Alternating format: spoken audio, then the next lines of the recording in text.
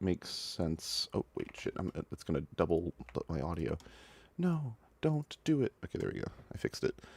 I always start these streams and forget to mute the tab that I have the stream open in, so then you can hear me twice. It's awesome. Love doing that. Well, Tae plays TF2. I love that video. Zesty showed me that video. It's a fucking treasure. My favorite part about that video is that the title of the video does not give it away. Yeah, it's just... The title does not give it away. It is completely innocent. Yeah, you would have no idea that it's going to be what it is based off the thumbnail or the title. Do you think that's most people's first time experience, or is it just him? Sorry, I just had to mute the stream. Sorry, say what? Do you think that was most? Do you think that experience is akin to most people's first time experience playing TF2, or is it just him? The Tae video. Ah, you're back. I did not expect. Yes, the Tae video. Sorry, yeah. I'm so. Are you? What is it? Are you reading chat or something? Okay. I'm being autistic. Okay, we've started the stream. Yeah. And hello everyone. Hello everyone. Started the stream and I've somehow confused myself. Because I started hearing overlapping voices in the stream and now I just muted it. Hello. Yeah, that's Right, that's that. Let's continue like we didn't start that awfully. We were doing great. I think we were doing awesome. I wouldn't worry about it. No, but I was asking, do you think Tae's experience playing TF2 is like the traditional one? Like that's what happens to most people when they first boot up the game, or is it just him? I mean, I don't even know if that was when he first booted up the game. I mean, there's so many different ways it can happen. That traditional way of experiencing it for the first time is hard to gauge. That is true. That is true. Especially because it was a different time. Well, he also hadn't like played the game before, so he just thought that that's how it was, and he was just trying to roll with it. It's a great video. Oh wait, yeah, because I assumed that he didn't know that, like, he couldn't hear the looping audio. Oh really? That's what I reckon. I reckon he couldn't hear it for some reason, because otherwise he would have recognized his own voice. Oh, that's true. And stopped it immediately. That is a good point. I didn't think about that part. That's interesting. I wonder if chat knows what video we're talking about. We're talking about the Tae plays TF2 video. Yeah, I'm sure some people in chat know. It's pretty awesome. Did you see that on the on RTF2 there was an iceberg posted? There was an iceberg posted on RTF2. It was a massive like 800 plus entry. Oh, yeah. And it one of them was Tae plays TF2. It was in like the 3rd tier. It was very good. It's very good. It's very good. Very good video. I love it. Yeah. It's genuinely something I've wanted to parody. Actually, no, I think I've parodied it on stream a few times actually, where I've deliberately recreated the effect. That is very cool. And then I just mute my headphones just so I'm not like hurting yourself. To it, but I know what's happening. Yeah, I have no idea. So that it doesn't distract me. How would you even go about doing that? How did you go about looping the audio manually? I just open the stream on my computer. I just open the stream in a tab, have the audio play out loud, and then I just like flick the volume dial on my headphones off, and then I just keep playing. Of course, because I can't hear myself, it's easy to just pretend like nothing's happening. Oh, yeah, that's what I do at the beginning of these streams, like normally, by accident. Yeah, I do that all the time. Yeah. It's a rough time. Anyways, yes, so stream. Yeah, we've wasted no time in tangenting to talk about Tae plays TF2. Yep. Who the fuck? Who are you? How did you get here? You can't. Yes. All right, cool. Welcome to the stream.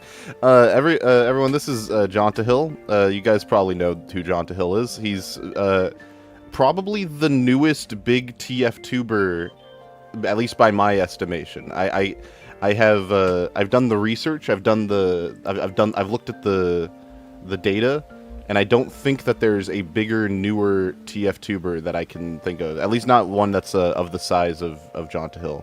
He's a big boy. What do you think about that, Jontohil2? What do you think about your rise to prominence? It never really occurred to me that I'm still the newest. I mean, it's yeah, my channel blew up with the Disguises episode of Spy Psychology in November of 2022, and for about a year and a half, I ended up with what I like to call the one-hit wonder curse, where you just have like one video that did really, really well, and then nothing else you make is able to top it in terms of like long-term performance. Like any other video I put out, like some of them might do better than it did in like its first few days, but then once it started to plateau out, it would like for the next every like 48 hours after that point, the Disguises video would keep getting the same amount of views until the Engineer episode happened, and then I broke it. And then the Spy versus Everyone video broke it again, and now that's my most well-performing video, so I'm no longer in that sort of state, because when you first get popular, the first thing you sort of need to do is you sort of need to figure out like what works. Because one trap it's easy to fall into is just try and do the same thing over and over again, but then you stagnate. You know? Yeah, I guess I as a creator am like currently experiencing that problem, not of stagnation, but of trying to figure out what works. Because I know what it's hard because as a creator, you know what you prioritize and what you think is good, but that doesn't necessarily translate to what the audience appreciates about what your content is. Yeah, and this is actually a big tip I think that helps a ton with YouTube or whatever. You don't think of the algorithm as the algorithm, you think of the algorithm as the audience. So you're not trying to please the algorithm, you're trying to please the audience.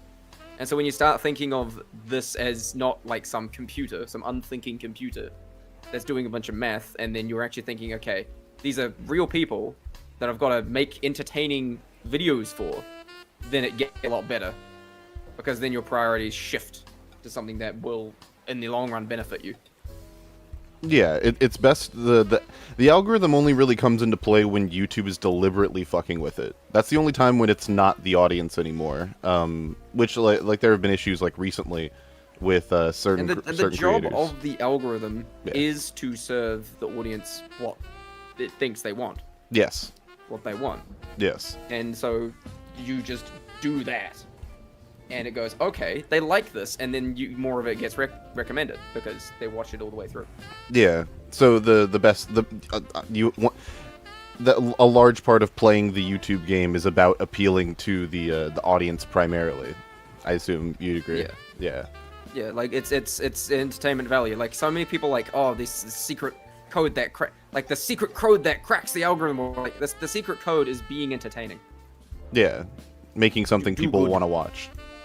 That's what it's been with me. And like and I actually get like really high viewer retention sometimes. I remember one time when I was showing off like how the Engineer video was doing really well. It was, like I think it broke a record at the time. It got 100,000 views within in less than 3 days, which was a record at the time. And I was showing it off to some other people, and then some other YouTubers saw that the average view duration was 12 minutes.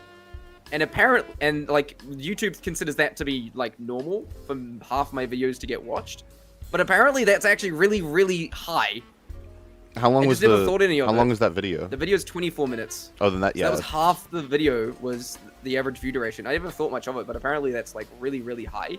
And so I realized that I have, in videos like that, I have really high viewer retention. Like some that I don't, but like it'll make sense. I can usually go like, okay, like this was like a live commentary video, and I kind of expected that there's going to be more of a drop-off. That's fine. I didn't expect anything else of it.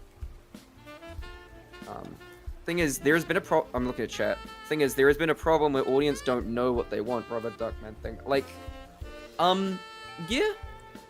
It's sort of like, yeah, audiences don't always know what they want, but it's like, you've got to hook them. Yeah, and I mean they, you know, the number one rule of advertising isn't to necessarily give people what they think they want. It's more to convince them that they want what you are giving them, which I know when applied to in a more cynical manner can sound really bad, but that is, if you're trying to make someone appreciate the thing that you make, you have to find a way to make it something that they will want, that they already thought that they wanted. Yeah. So that's why the intro to the video is so important, because it's often the thing that like convinces people whether or not they want to continue watching. And that's the thing, it's a hook. Like, the very start of the video is really important, and you've got to do a hook. And it can take many different forms. The hook, there are so many different ways you can do a hook effectively. It could be a fact, a joke, it could do all the stuff that I do with the Spy Psychology and How to Man, where I spend like a few weeks on the first 30 seconds alone. But it can be as simple as a joke as well, that you can cook up in like an hour. And there are many different ways of doing a hook. But that's always what's important. And, Freddy X, I'm not going to read the whole thing out loud there. Thing is, analytics are scary. Like, the thing is, the analytics are like half of the data you get from your videos being published, right? Like, the analytics are useful, and you can get some interesting data, especially seeing the collective watch time you have and how much time you have wasted in the world. And knowing that the amount that you may have spent a lot of time making that video, but a lot more time was wasted watching it. But like, that's, to me, that's only half of it. Like, if you're making decisions based on the analytics alone, you're probably not, you need to also base your decision making on actual like feedback, or like actual human response. That isn't like a number from a computer. Like, this is like, these are what people are saying about it, these are the comments, and then sometimes seeing like what happens on other sites, because oftentimes the comments on your own videos will at times be an echo chamber, so you've got to look in other places. Yeah. Yeah, no, Henry Ford quote, what they wanted, they would, if I asked people what they wanted, they would have said faster horses. Yeah, you got to make people think that the thing that you're giving them is what the, you got to like. Oftentimes, my thing with YouTube, because this goes into the whole there's nothing new to say about TF2, everything's already been said, which is something that I vehemently push back against, because I think it flies in the face of like creativity. Okay, this is something I say, is that anyone who say, like, this happens not just with TF2, it's basically anywhere with anything, right? Whenever people go, oh, all the good ideas have been taken, right? Mm-hmm. That is a self-report on the fact that you are an uncreative person. Correct. Like, you can look at something like Spy Psychology and go like, oh, that's so clearly a good idea. If only I came up with that. But the thing is, you didn't. And I didn't know that it would blow up. You only know it did because you get to see that after it happened. Yeah, it's all... The person who did that idea didn't know how successful it would be, especially if it's their first time. You know? Like, yeah. You didn't come up with that idea. Yeah. And then, the reality is that a lot of the best YouTube videos about TF2, not like now, but in general, have always been, it's something that everyone has been thinking. The whole YouTube game is basically, say something everyone's been thinking but has not figured out how to actually conceptualize into a thing. They've never thought of saying it the way you're going to say it, but they might have been thinking it somewhere in the back of their mind, but it hasn't clicked with them the way that you're about to deliver it to them. Yeah. And I think there's certain ways of like the ways I like to do videos. Like with Spy Psychology and How to Man, there's a particular way I do like the tutorials, because they're all like made for beginners to be able to, like, even like people fresh installs or even people who haven't installed. Because I've had reports that those videos have caused people to actually start playing the game in the first place. But it's geared in that it can be easily absorbed information by newer players that immediately gives them like a leg up in certain ways.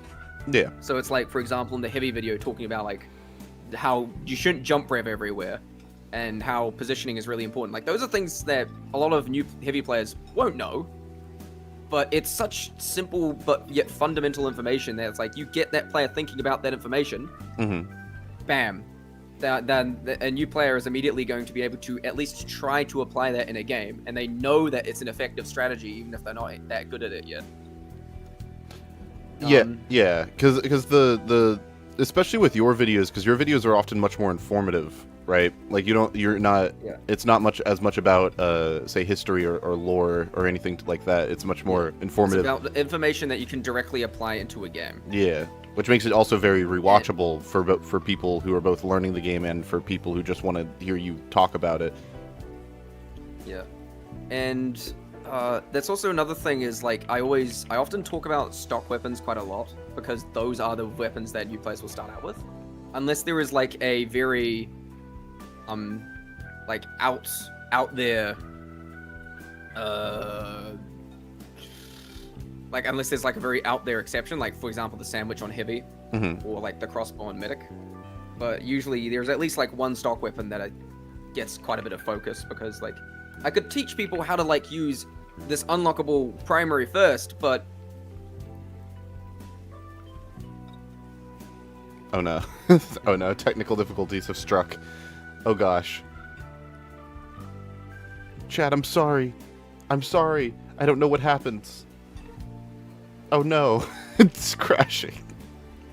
He's probably saying some very important things right now.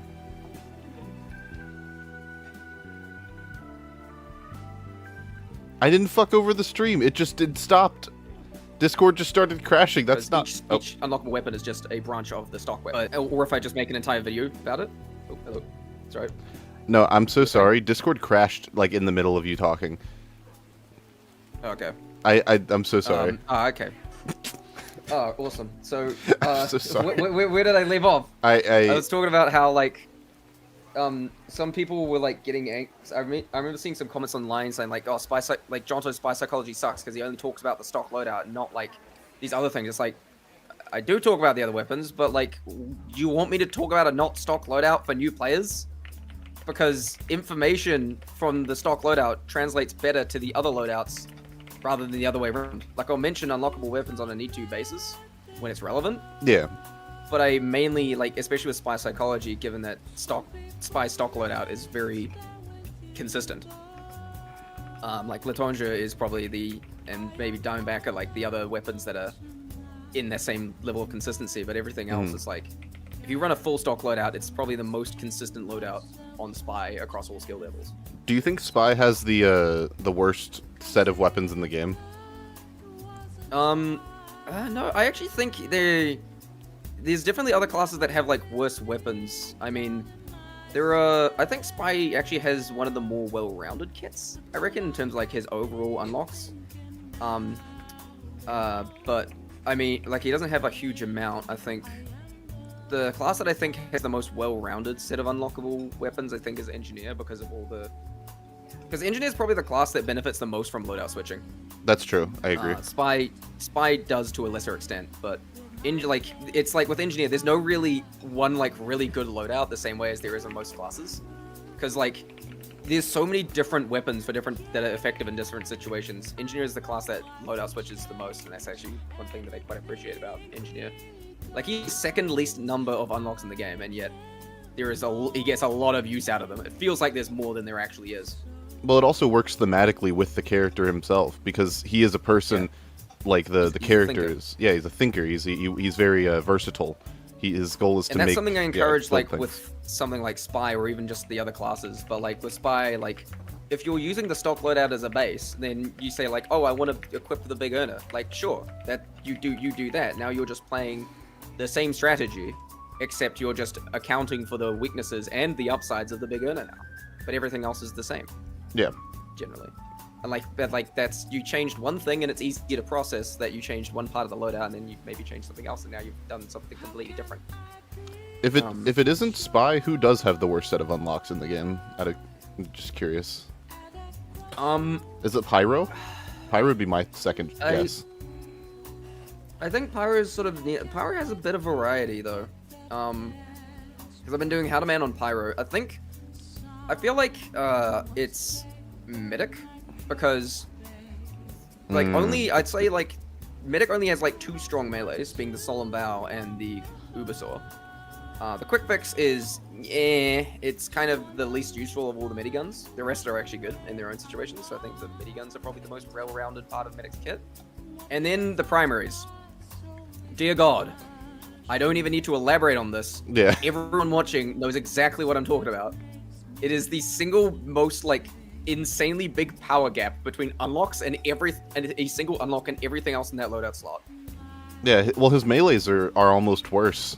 His melees are like... Amputator is good. Look, if you know how to heal people effectively, you can heal people faster than you can with the Amputator. And the boosted healing only applies when you're holding it out.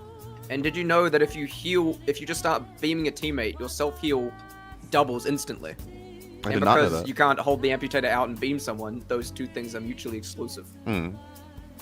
I did not know that. There's not really much point to using the... Like, it's a fun gimmick. And maybe in like 50-player servers, it can get some use while it kills your frame rate. But yeah, I think like Medic probably has the least rounded, and Medic also has the least unlocks in the game. That is true. Well, which doesn't help. Good point. Yeah, with Pyro, there's actually like a fair bit of variety in how you can play the class. In both just like the decisions you make as you're playing the class and what loadouts you can choose to bring with you, and there's quite a bit of stuff that is viable and stuff that isn't. But I think like the number of viable strategies kind of trumps out the few that are just like kind of. Yeah, I think that at the very least, Pyro has the lowest lows of any class. I think Pyro has like 3 of the worst weapons in the game, which is more than like any other class. Like, I'd reckon. Like gas passer, like I know it has its fans, but like that weapon is just like, I mean, like the thing that sucks about the gas passer is it's such a cool idea in concept, but the execution is just I think it would so like an area denial thing, a ranged area denial attack. That's actually something that's not really in the game with anything else. Yeah. But the way the gas passer does it is just so weak. There's no point. Yeah, I feel like it would be really annoying if it were good, though. I've had this thought for a while, where if you added... Because you're right, it is the only area effect, like, thing in the game in the way that it's used. And I feel like if it were good, it'd be really stall-heavy, and it might not be good for the game. It might be a good thing that it's not good. It's better to have underpowered weapons than overpowered ones. No, yeah, for sure. I'd rather have gimmicky low-powered weapons much better than a lot of overpowered high-tier weapons. Definitely. Yeah, like stupid, silly gimmicks being like not meta, like cool beans. You know, it's TF2, it's a 12v12. Having one person run around with a stupid meme loadout is that's harmless enough. You know, because especially given the ability you can have to carry a game in TF2, like it only takes like a couple people usually, a couple really good players to carry a team. Yeah. So if like one of them is just like goofing off with a stupid meme strat, whatever. You do you, buddy. Yeah. Man, fucking Gas Passer, Volcano Fragment, Hot Hand, the other Pyromania one, or not Pyromania, the other Jungle Inferno one that I'm forgetting. What the fuck is it? Dragon's Fury, Gas Passer, Thermal Thruster, Hot Hand. Oh no, yeah, so it is all of them. But that's like that is a stock pick for like 3 of the worst weapons. Like those are all probably bottom 5 weapons in the game. It's kind of crazy that they're all Pyro. I disagree a little bit with the Dragon's Fury, but I think like it's definitely no, not the not the dragon. I meant the I meant the Gas Passer, Hot Hand, and Sharpened Volcano Fragment. The Dragon's Fury. Sharpened Volcano Fragment was added it wasn't a Jungle Inferno weapon. It was I misspoke. I was just saying that the 3 worst weapons, or 3 of the worst weapons in the game are all like Pyro Hot Hand is a meme weapon. Yeah. As well. Yeah. Thermal Thruster is like.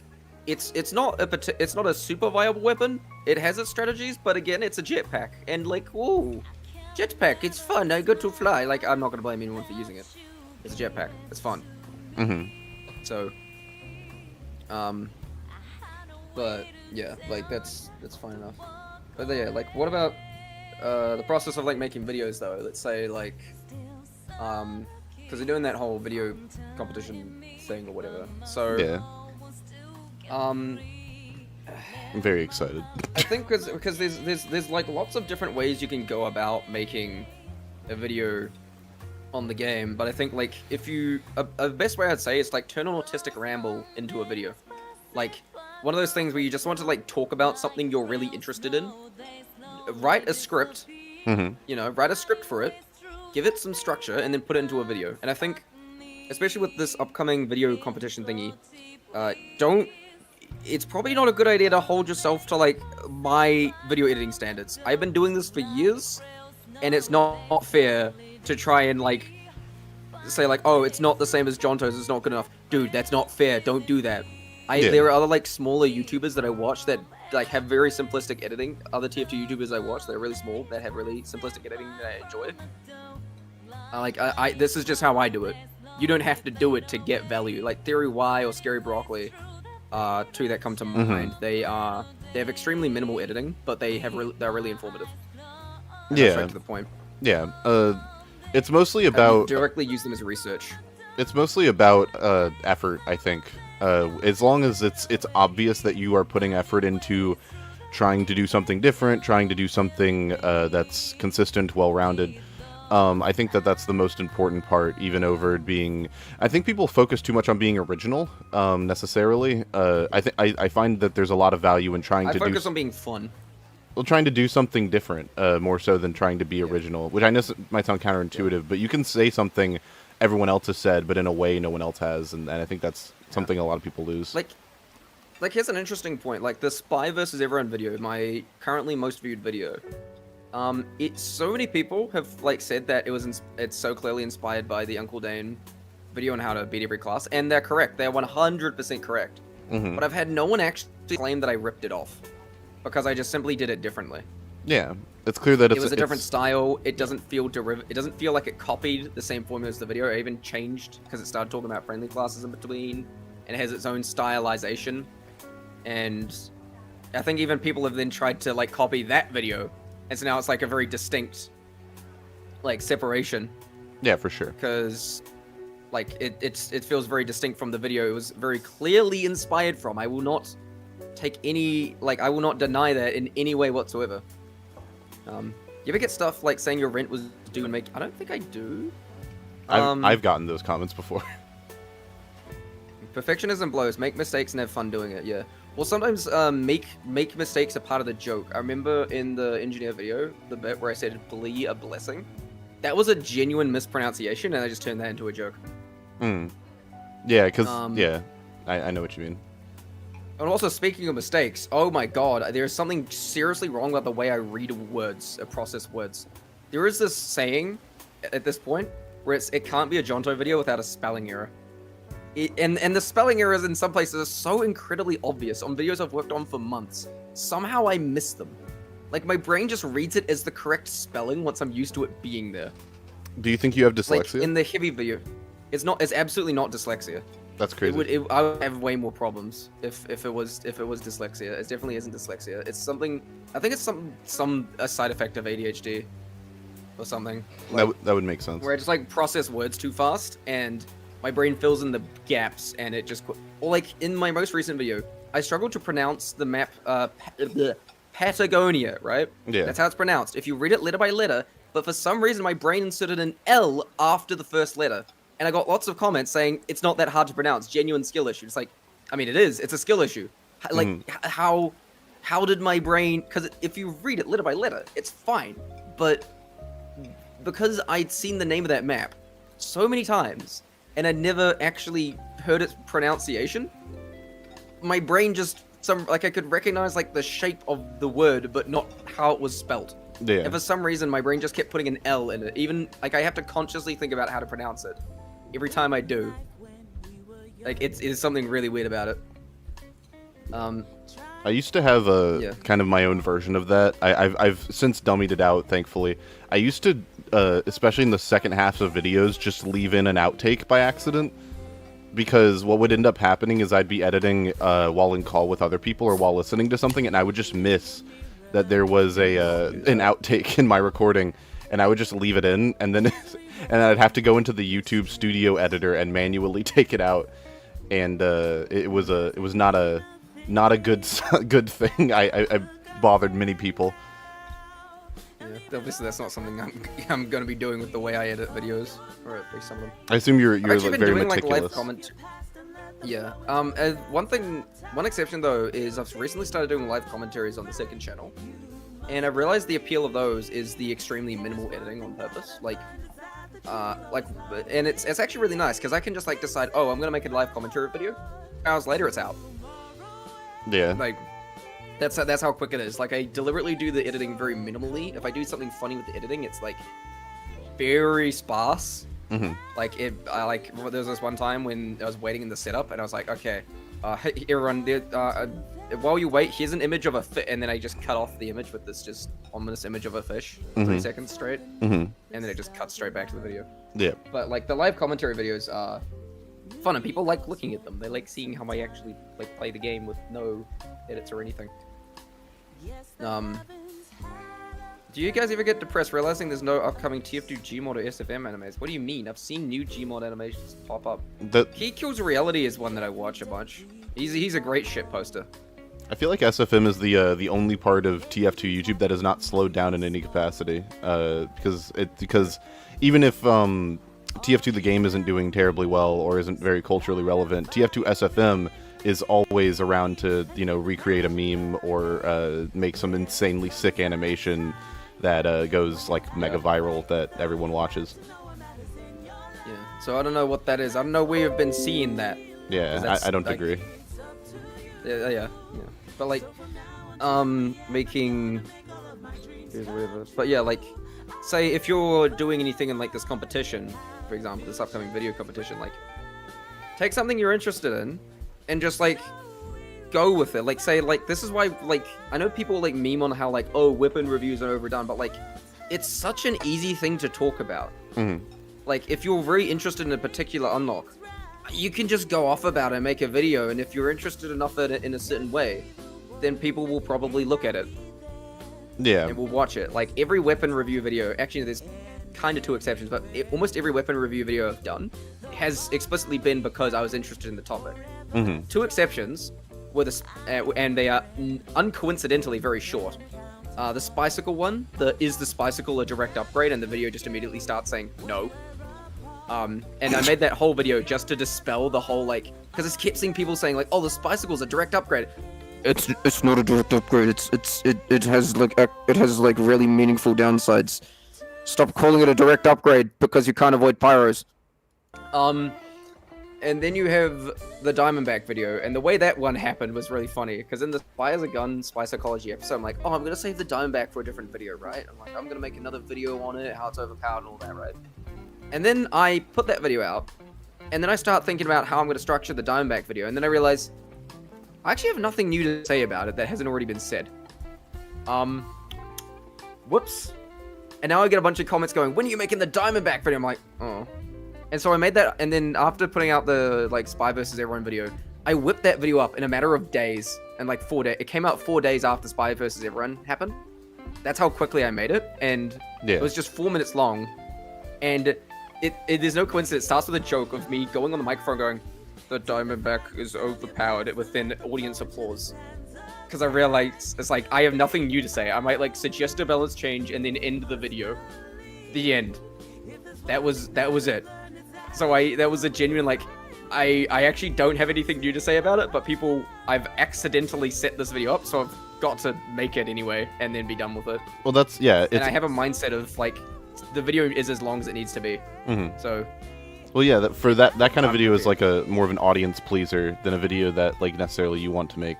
Because the Spy guy has to talk about the Diamondback because it's one of the most notorious weapons in the game when it comes to game balance discussion. So it was a no-brainer that it had to come out. It's so blatantly just overpowered. I will not defend it. Yeah, there's no defense. The only thing I will defend is that it looks cool. That's it. That's true. It looks really cool.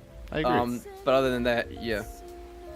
But like most of the videos, like I've wanted to make, like that Razorback one was brewing for quite a while.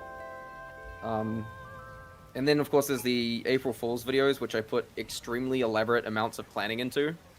Like I planned those videos out months in advance. What did you do for April Fool's? I didn't see it.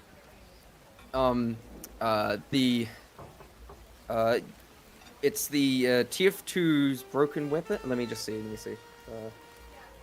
I forgot what I titled the video. Yeah, so TF2's weapons are broken. It's my 1, 2, 3, 6th most recent video. It's pretty easy to spot. I feel like I don't even want to spoil what the meme is with that video, Oh, okay. Because it's a boiling frogs in the pot type of joke. But you have to watch, if you're going to watch that, if you're going to show anyone, especially if you're not going to tell them that it's a meme video. Okay. You got to watch it the whole way through, from start to finish. It gets progressively more obvious what's happening. I will have to anyone I who's will have to seen- check it out. Yeah, anyone who has seen that video can account. I am very proud of that video.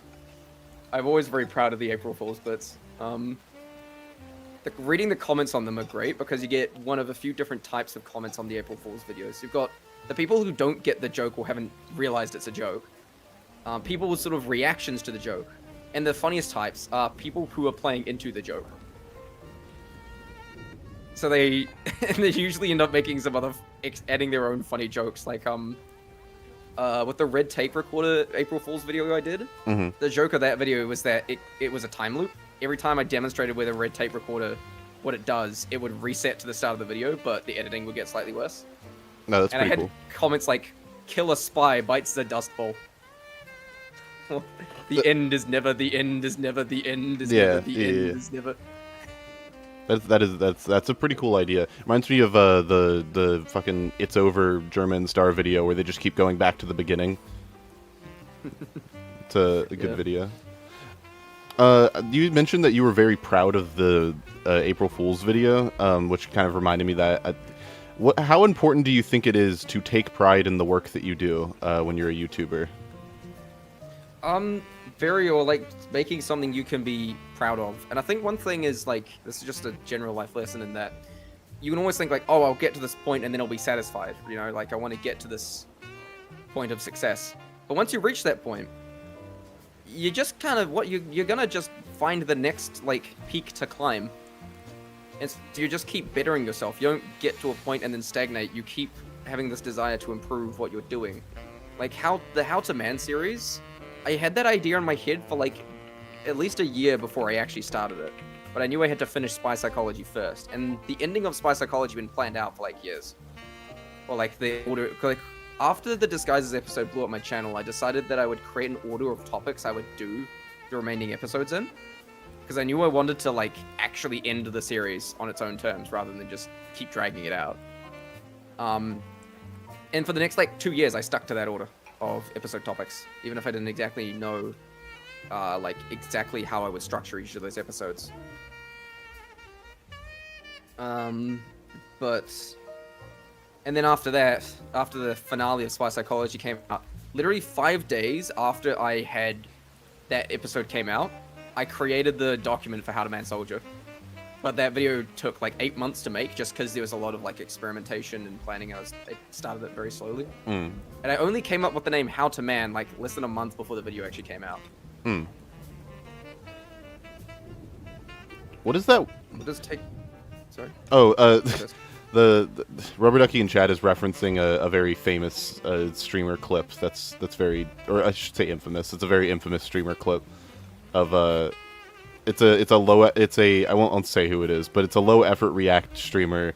They're watching a video about why React content is bad, and the person says you should take pride in your work, and they go, "What does take pride in your work mean?" And it's really funny. it's Massive self-report. It's a massive self-report. Yeah, it's a great clip. Yeah. But I guess with that reminds me again, like the whole like with the video contest thing, like they'd say that the whole they just make it about something you're interested in. Like it could be like a state of the game type thing. Like, are you displeased with Valve? Because like, I'll be blunt here. That's not the type of thing I tend to like making, because I usually like to do things like make videos of stuff that can be applied in games. Like hell, even like when I made the video about like the one Jontohil2 spies, or like if I do like gimmick videos or whatever, gimmick challenges or whatever, I usually try to structure in a way that like the viewer could reasonably attempt it and have fun attempting it. Yeah. It's you seem to be you're one of the only TF tubers that I know who consistently makes, I guess, what I'd call like legacy TF2 content, where it is pretty much strictly about the game. It isn't even it isn't about anything ancillary, I think is the right word. Anything around the game or anything that you have to add to the game. It is just stuff that you can apply to the game today if you pick it up. Yeah, that's usually what I do. And, like, I will, on occasion, make those other types of videos, but I don't... Even if I maybe start doing it more, it won't definitely become the norm, because that's just not my style. Yeah, for sure. Funny thing is, right, I made that, it's been 1 year since the MVM, that most recent video about the MVM update, I made it a few days before the 1 year anniversary, because I wanted to try and catch it before anyone else did. Mm-hmm. And then I ended up being the only person to do it. Yeah.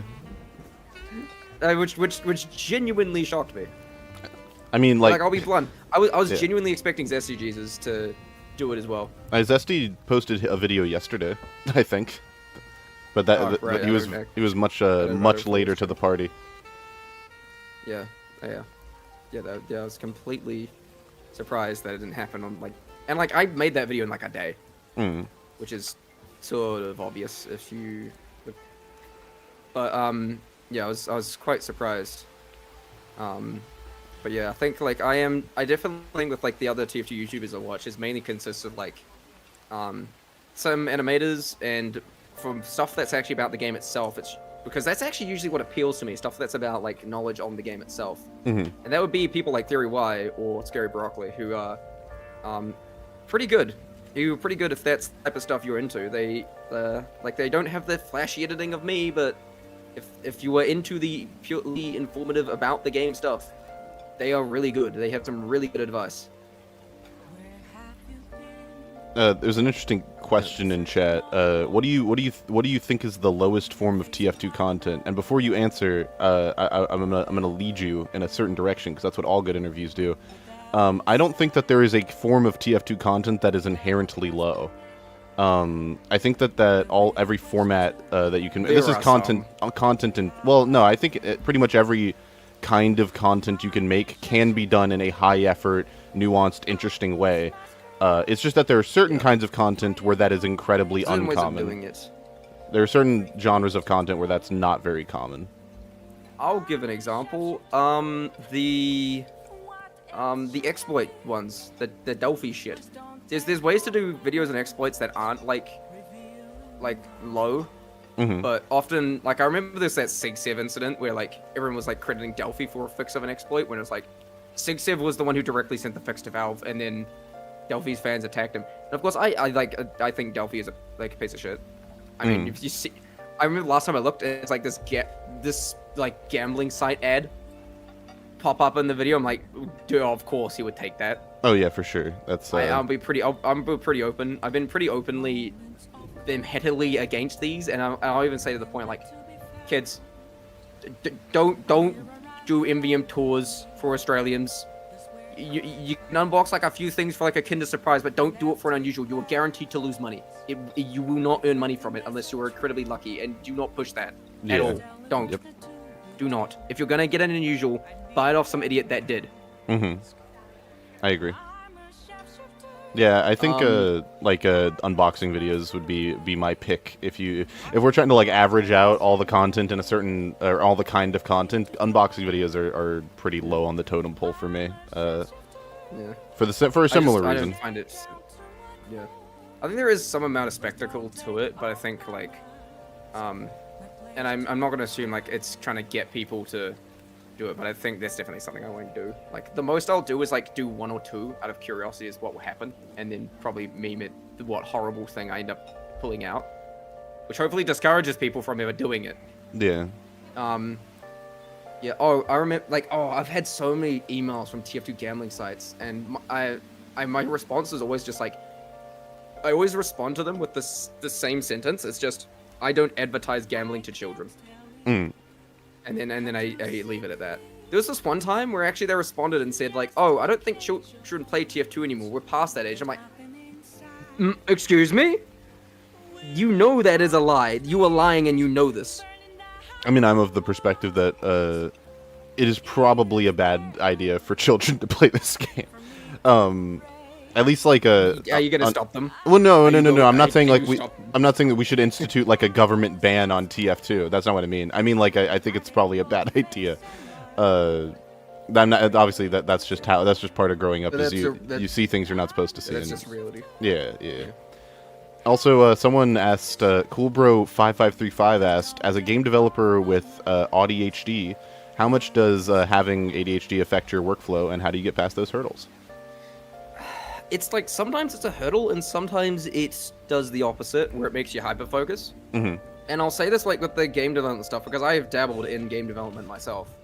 I do like before I became like a big TF2 YouTuber, I was doing like Minecraft maps and I was getting them published in like Minecraft realms. I even have the cape on my account. But and I've actually even recently started another passion project that I just released. So I've dabbled in like game design stuff, but it's nowhere near as technical as making it in a normal engine. I will not pretend that it is. Shout out to Grouch. Especially given that I can, yeah. But like the, but like sometimes it lets you hyper focus, and I mean there's like advantages compared to like video editing and game development. Because the thing with game development, the thing that's annoying about video editing is like you can do all these cool like set pieces and all that, and you can do all this.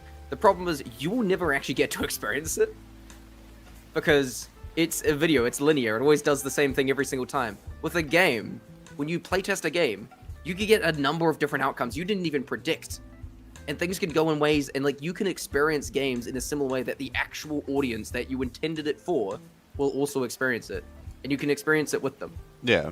Game development is an emergent back and forth experience. It's emergent. Yeah. Games are emergent things. Yeah. It's an interactive medium. Like I was playing like there's this minigame that I made. I think I released it a few weeks ago. A Minecraft minigame called Be the Warden, and to simply put, the warden enemy from Minecraft, but one player is actually controlling it. And it's not there's a lot of differences between like how you normally encounter the warden in Minecraft because of things they just took liberty and other inspirations I took. But there's been all kinds of like unpredictable things that have happened, and I've had genuinely tense moments in that game. And I've even been jump scared by it multiple times through my own elaborately programmed jump scare trigger system, which has a bunch of conditions to check if it should play a stinger when the warden suddenly appears in front of you, for whatever reason. And that has genuinely caught me off guard a few times. Yeah. Especially when players use the intended mechanics to try and get close to like human players as the warden without them realizing they were that close. Yeah. I'm following the development of a movement-based Metroidvania called Moonbrella, and the developer's really cool because he listens. This is true of a sledding game as well, but both developers of those respective games, they often respond to whatever their community is saying about their game in their game development. So it's this back and forth, it's this creative back and forth where they'll put something out, gauge the feedback, adjust it, repeat until the game has reached the final form that the community and the developer are most proud of, where they meet in some happy middle ground. And I really I just think like with that. game development, you aren't going to please everyone. And I think there is an extent where you have to like commit to what your game is about rather than just like appealing to the lowest common denominator. Yeah, Like, for sure. You're not going to ever like please DSP, for example, Darkside Phil. Yeah. That guy is just notoriously bad at video games. You can signpost everything you want. Don't stoop to him. He is just miserable. But keep the core idea of the game you want intact, and the game won't be for everyone. It's like Doom Eternal I have as like a really good example. There are so many people who complained about certain parts of that game that ended up actually just making that game work. Like the low ammo.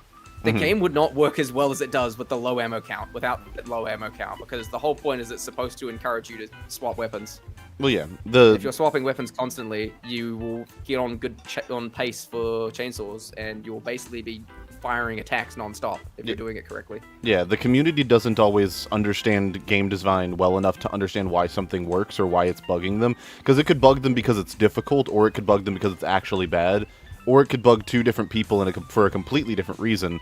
And that's the developer's job, is to sort through all of that to figure out what's true. What's the Here's reality? an interesting idea that happened with like Be the Warden, where someone suggested an idea for like a permanent blackout mode, because there's a generator mechanic where the lights will be on as long as the generator has fuel in it, but if the humans aren't finding and depositing fuel quick enough, it'll go out and they'll be in darkness temporarily until they manage to turn it back on. And it's pretty bad. You don't want that to happen. But apparently they were testing it and played on like honor rules where they wouldn't use the generator at all, and they thought it was fun. And so they're like, what if you added a permanent blackout mode? And I took that idea and just added a bunch of other options and created a custom game mode system from that one suggestion. Because I'm like, I'm not like, why just do it for like a blackout option? Not even just like a turn on permanent blackout, like turn on generated duration and all these other options. And that whole thing expanded into this entire like custom game mode system from that one suggestion. Because I'm thinking like, yeah, I could do more with this idea, but I like, like I could expand upon this idea that someone had. Yeah. In a new way. Or like in a Moonbrella, the game I mentioned a minute ago, there's I just saw the dev posted that he was like, I didn't even know that this was possible in my game, because his game has a very physics-based movement engine. So he was like, I didn't know you could get up to this part of the map, so I left it completely like collisionless. And then I saw people like using it to clip out of bounds and stuff in demo speedruns. And so he was like, I could add collision here, but I think I'm gonna keep it like this to reward people who do make it up here. And I was like, that's really cool. That's a really cool way to do that, because it's not like intrusive in the game itself for there to be no collision in a normally inaccessible part of the map. It's a cool back and forth. I like game design for that. It doesn't really come across in YouTube videos as much. Because again, in game design, like it is harder than making a YouTube video by all accounts. But the nice thing is that you at least get to test it. Like you at least get to play with it, and you get to mess around with the systems, and then you get to like play test it with people and see how they enjoy it and see it evolve. Because with a video, it's like you see it once, it's spoiled the surprise, right? I can't talk about my videos that much until they're out, at risk of like spoiling certain surprises. I'll like whenever I post teasers about my videos, it's always vague on purpose to see like so people can try and interpret what it means. But it's always vague on purpose as to not like super duper give anything major away. Maybe a few things will get given away, but I want to keep most of the surprises intact. Yeah.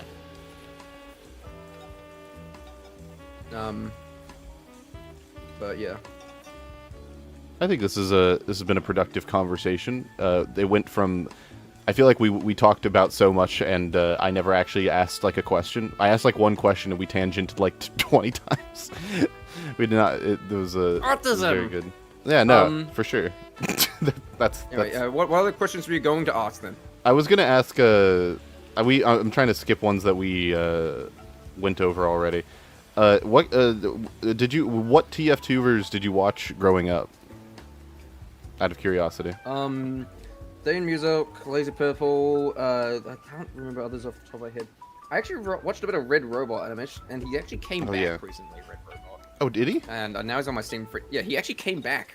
Wait, what the fuck? Now he's on my Steam friends list. I've got him on my Steam friend list now. As recently. There's I can't remember. There was quite a bit off like the top of my head, and some that have just kind of. I remember watching Skyman also. Now she's on my friends list. Because she started being active. Oh my gosh, she did come back again. Yeah. But yeah, so some of the old ones have like come back a little bit. Some quite recently. The Red Robot was very recent. They very recently made a comeback. That's cool. Those are ones that like I've watched growing. But it's really interesting, like saying like Lazy Purple is a like undeniably obvious inspiration for me. But it's really interesting because I have a distinctly different style from him. Yeah. At this point, like you can tell like it's inspired, and that's actually even goes into like say my sense of humor, for example, is very different. He might spend longer on a joke than I do. One of my mindsets of it when I tell a joke in a video is that as soon as the punchline is delivered, end the joke. unless that is part of the joke. Mm-hmm. Like, end the joke as soon as the punchline is delivered and move on. Don't linger on it. And oftentimes, if you leave, and I found a cheat code for humor, is that it's often funnier when you leave things up to the imagination of the viewer, because they will imagine whatever version of that joke is the funniest to them specifically. It's like the Smiling Friends, when Mr. Frog swears on TV in Smiling Friends, and there's just this really long censor bleep. There was actually no official answer as to what he was saying, because it was just like one of them just going so there was something for it to end on. Yeah.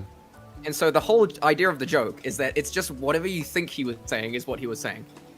You have to imagine what it is. It's just left up to your imagination. That's a cheat code. Yeah. Like, it just easily makes it funny. I think a lot of jokes. I think one of the fundamentals of comedy is playing off audience expectations. That's like the one biggest joke I'm piece. particularly proud of is in the engineer video. There is no secret third option joke, and the idea is it's like, if you destroy the teleporter at spawn, the engineer has two options.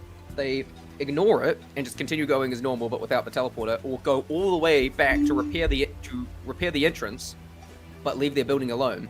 And thankfully, there is no secret third option. And then it cuts to like the spy like doing the peace sign at the destroyed teleporter. And then for a couple frames, suddenly there's this lightning bolt and the engineer just appears behind the spy, and then it cuts to, we'll be right back. Mm-hmm. And there are two ways people experience this joke. Either, when I said that there is no secret third option, they didn't know what was about to happen, or they knew that the Eureka effect existed, and that I was teasing that I was about to talk about make a joke about the Eureka effect. Both versions of this joke are funny. Yeah. Because it still happens, even if you know that the Eureka effect is coming, and I'm setting this up, it happens so abruptly and cuts off so quickly that it still ends up being funny. It's almost playing off the fact you know what's about to happen, and then cutting off as soon as it hits that point. Yeah. And yeah. And so both versions of it are funny, and I'm pretty proud of that joke. There's even a few, or even like whenever I make a joke in reference to something else, the thing I'll try is to make sure even if you don't get what the reference is, that the joke is still funny in isolation. There's actually a couple references in How to Man Pyro coming up that are references to actually New Zealand culture, and the jokes though are probably still written in a way that they make sense as jokes on their own, even if you aren't from my country. And you probably won't. I think one of them that people might be able to tell due to a certain accent I use in the joke, but hopefully they'll be funny. The rest can't be funny, clever. Like it's just like thinking about the setup to some of these jokes. Is the pyro from New Zealand? That's with the snipers or whatever. What if they're both from New Zealand? We never know. What else? I'm trying to. I lost my train of thought on something else. My bad. Oh, that's another thing with other jokes is that I try not to do jokes of like super topical things that'll age really poorly unless I think the joke is especially funny. I will spoil actually. There is a mixtape reference in How to Man Pyro. Oh boy! And it's set up into another joke. It's quoting one of the worst pieces of dialogue of that game. It's a slightly reworded version. It's really obvious it'll be really obvious hopefully when it happens. I still actually need audio recorded for that point. But I will hopefully still make it into the video. I haven't like animated or edited it at all. But I think it would be a good joke. It'll be really obvious if you have seen that game. Game, quote unquote. Played it. I'm struggle to. I mean, how can you play it? You don't play it, do you? Yeah, you don't. I mean, it's barely even a game. You just look at it and press some buttons to advance. We played that game on UFR last Sunday, and we were actively trying to mess up, and the game wouldn't let us. It's I've looked it up. atrocious. I've looked up like how the game works. I'm aware of how it works. It doesn't even have a failure state. It's so bad. Like, there have been games that have like story-based games that do a better job. Like, I mean, like stuff like Dispatch, where like the player actually has influence over it. And then you have Outer Wilds, which is like the single best execution of a story in a video game. It True. is so good that I can't even say anything about that to anyone who has not played it. Yeah, Outer if you've Wilds. played Outer Wilds, you know what I mean. It's very, very good. This is the single. It is like I'd say Outer Wilds is the single best execution of a story in a video game. Because usually I'm of the mindset that story in video games usually does not matter. But there are exceptions to this rule when done really well. Because usually story often is just there to service the gameplay. Yeah. And if you do too much of it, it gets in the way. But sometimes the two things work like in tandem. And Yeah. Outer Wilds is a really good example of that. Ideally, the gameplay and story should line up with one another, but you should prioritize gameplay over story. I agree. Gameplay is always a priority. I'm always a gameplay first type of guy. If it affects gameplay, that's what it is. It's like if your game is good but the story is mediocre, the game is still good. Yeah, If the story is I good but the agree. gameplay sucks, it's a bad game. It Shape is neither. maybe. I don't know if I entirely agree. I don't know. Because one of my Omori is a game that has good gameplay but an excellent masterpiece story. And so I think That's because you're using story in tandem with the gameplay. that is true. Same. That's they are integrated very well. So I guess you're right. If you integrate the story into the gameplay, then you've effectively made good gameplay. Yeah, I guess I agree with that then. I think that's probably true. I can't think of an exception off the top of my head. Most of my favorite games though have at the very least they have a lot of really good lore or something to that effect. Like Deep Rock Galactic is a great example where Deep Rock Galactic doesn't really have a story, but the world building of that game is part of what makes it so special to me. There's good world building, and I've been playing a bunch of Road Core, and I've been playing Road Core throughout its alpha. I really like the game, but it's definitely not as like universally appealing as DRG, especially given that Road Core is a lot harder. Mm-hmm. But I like Road Core a lot. There's just like a lot of things. I think the biggest issues with Road Core, like there's just more variety in things in general. Like more upgrades and more different ways for runs to play out. But I think the core gameplay loop of Road Core is very fun, at least to me. Yeah. It's a lot harder than DRG, and I want it to stay that way. I like it. I think it works better as a game that's harder. I still have yet in the to genre play it's it. in. I really want to play it, but I haven't played it yet. It's really fun. If you like the more like goofy, laid backness of DRG, you're probably not going to get in Road Core. I mean, Road Core is on a timer.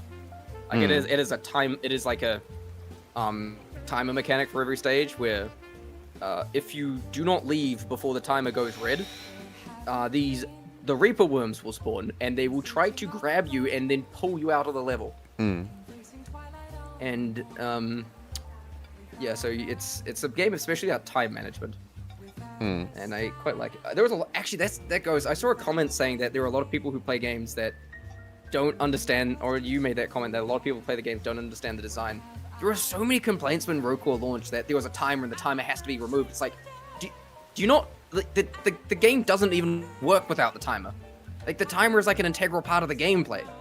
Like time management is what you must do to play. It's like people saying that you should have infinite ammo in Doom Eternal. It's like no. Well, yeah, Like, it's the game fundamentally doesn't work without that, with the timer mechanic. The whole point is that you're supposed to manage the time, not lackadaisically like clear everything out of a cave. Because in Deep Rock Galactic, most missions you can get away with that. That's fine. That's what the game is built around. Road Core is not. Well, yeah, I have this similar issue when it comes to Minecraft a lot, whereas like you can say, oh, this mechanic in Minecraft's like really bad, and ideally it shouldn't be this way, and people will be like, no, it has to be this way for XYZ reason, and their reasoning is essentially boils down to it's always been this way. If you changed it, the game is now fundamentally different, which is like One thing I appreciate about with how Minecraft works, at least in that case, is that the game is so easily customized. True. Even without mods, just like with data packs and stuff, I can easily do stuff. I mean, I've done Minecraft map making. I know quite a bit about how to do that. Yeah.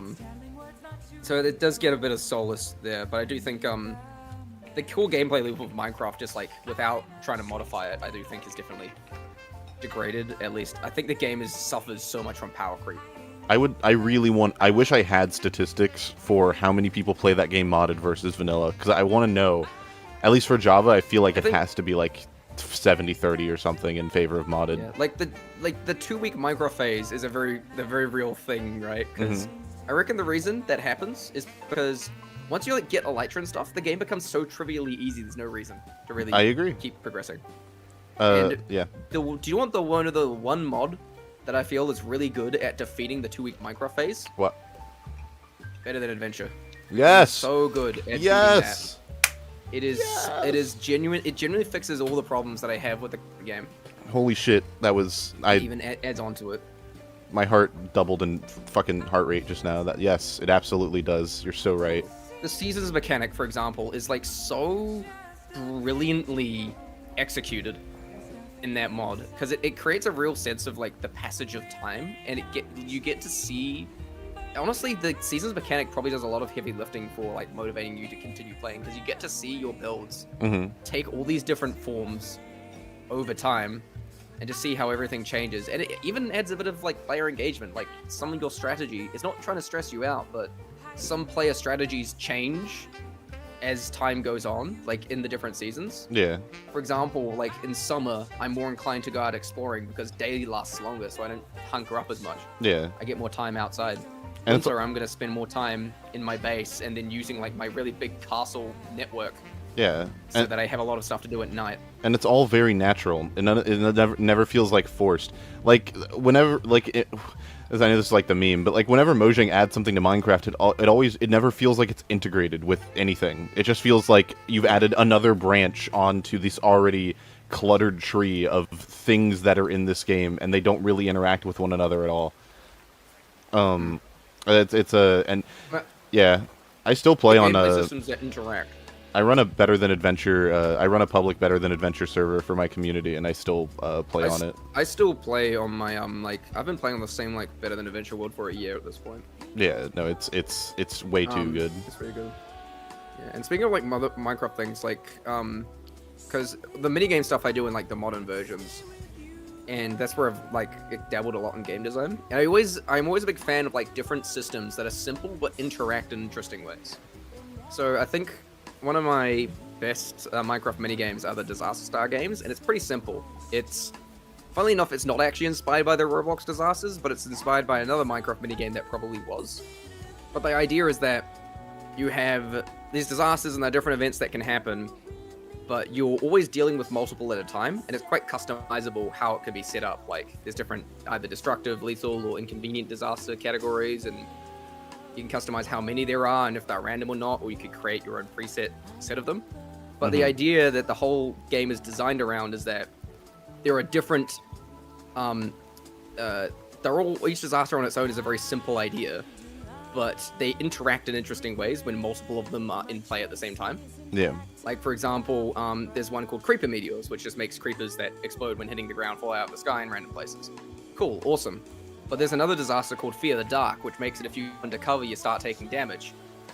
And you put those two together, now you can't just hide underground from the creepers. Now you actually have to dodge the explosives. That's an example. Or, like a hot potato, where someone has a potato and you have to punch people to pass it to other people. Yeah. But then you combine that with Blizzard, which makes you have to huddle together for warmth. And so now with hot potato, normally the strategy is hit someone and then run away as fast as possible, get away from the person who has the potato. But in Blizzard, you have to be near other people, and so the strategy will often change to rhythmically pass the potato between each other at a specific pace so that the amount of damage everyone takes is minimized. Yeah, it like fundamentally and it changes one completely. condition fundamentally changes the nature of the game. Yeah. Yeah. And yeah, that's why I think like that's sort of thing I like in game design, where it's like a simple extra like condition will change the way that you play or change strategies. Well, that's what. That's also what I like about that's what you like. Oh, Deep Rock Galactic. I was literally just about to say Deep Rock Galactic does that very, very, very well. With the yeah. The game is very random, but never in a way that feels like bullshit. Yeah. Like, I actually appreciate that the difficulty in that type of game varies, because it adds a layer of unpredictability. Like, I'm probably gonna talk about this more in a future video, but that game, it has the same energy that Pub TF2 has. where it's incredibly random. You never really know what you're going to get into. Yeah, But unlike TF2, it's a co-op game. I agree. So you've got but it has that same. There's an insane amount of overlap between the fan bases of DRG and TF2, and for very good reason, because they have very similar appeal, and they're both like very unpredictably random, but in ways that are interesting to play around. Like, you never quite know what you're gonna deal with, and that's fine. Sometimes you just enter a cave and it's just evil. It's just an evil cave. And I really, really like how DRG does it. And of course, it has like the whole class-based dynamic of TF2 as well. It's probably the only game that does the whole class-based dynamic as well as TF2 does. I agree. I was gonna say Deep Rock Galactic's probably the closest game to TF2 that we've gotten since its release. And I don't even think that's. I don't even think it's really close. It does a very good job. Yeah. Yeah. It does a very good job. Like, it does that thing where like it does less is more with its playable characters. Like, it's got a specific set of them. Like, Roadcore has a different idea of this, which is what separates the two games. But in DRG, it's like there will never be a fifth class because it just clashes with how the game is fundamentally designed. They won't even add new weapons. They've already said that it's like there are no more new weapons. No. No, there's just none. There's just none on the table. They're not discounting the possibility that it could still happen. Oh, I thought they said that, straight up that there are never going to be new weapons in the game. No, they've just mentioned that it's a lot harder to add new weapons to DRG than it is to Roadcore. Like, it's way easier to add weapons to Roadcore than DRG because of a number of reasons, like not having to account for like class rolls and stuff. Yeah. But it's definitely not off the table. Getting new DRG weapons. It's not a guarantee either. Well, I guess I want to ask like one final question to wrap this whole interview up. If you had if you had to give one piece of advice to aspiring creators, what would it be? I've sort of said this earlier, but don't think of the algorithm as the algorithm. Think of the algorithm as the audience. You're not trying to please the algorithm, you're trying to please the audience. Don't think of it as this unthinking machine that you're trying to hack. Just try to please the audience. Please the audience, and they will come to you. And don't be afraid to experiment, because otherwise you get stuck in the trap of just trying to. If you get like one successful video, you'll get stuck in the trap of just trying to recreate that same video. Because there's multiple different ways it can work. And you're not always. It's not. And you're gonna probably eventually develop your own style or whatever. You just gotta be okay to experiment with things. Nice. I think that's a good note to end off on, because I entirely agree. Thank you for coming on, Jontohil. I appreciate you wanting to do this. I really do appreciate it. It was a good time talking. I think it's a lot of good information to get out there. But yeah, go get creating. Go make your videos for the contest. July 15th. It's your due date. It's approaching rapidly at a pace that you could not possibly predict. So be excited. Get hyped.